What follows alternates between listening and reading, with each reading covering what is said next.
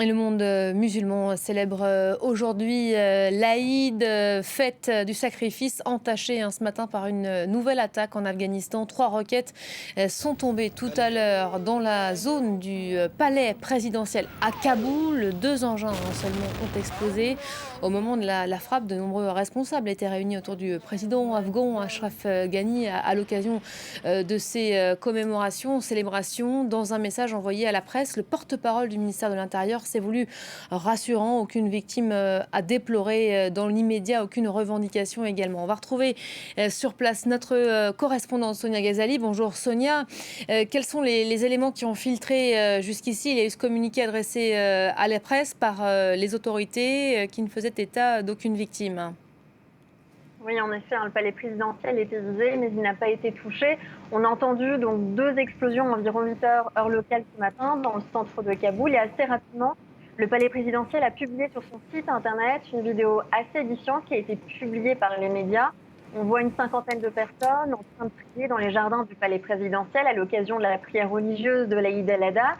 Et au premier rang, on voit Ashraf Ghani, le président, Abdullah Mohib, qui est le responsable de la sécurité nationale, Abdullah, le chef du conseil gouvernemental qui supervise le processus de paix.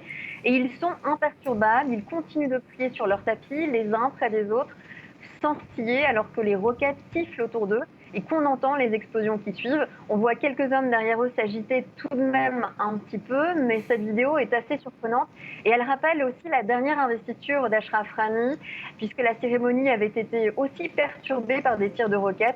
Ashraf Ghani, le président, avait tout de même poursuivi son discours d'investiture imperturbable. Il a ensuite pris la parole aujourd'hui, le président afghan, et dans son discours, il a affirmé que le gouvernement afghan était favorable au processus de paix, mais que les talibans ne l'étaient absolument pas.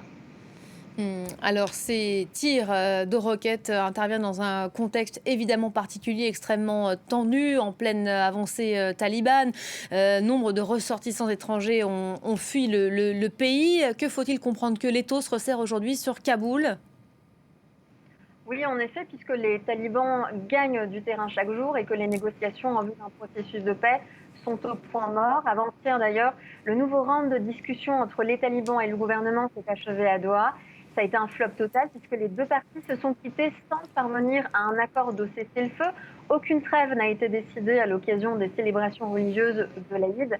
Les talibans exigent à ce jour la libération de milliers de prisonniers, de 7000 prisonniers pour être exact. Le gouvernement en avait déjà libéré 5000 il y a quelques mois sous la pression des Américains, mais ce geste du gouvernement afghan n'a pas du tout favorisé les négociations avec les talibans, puisque ces derniers ont intensifié leurs attaques depuis près d'un an. Ils ont lancé de larges offensives à travers le pays et au cours des derniers mois, ils ont gagné énormément de terrain alors que toutes les forces étrangères quitteront l'Afghanistan au 31 août.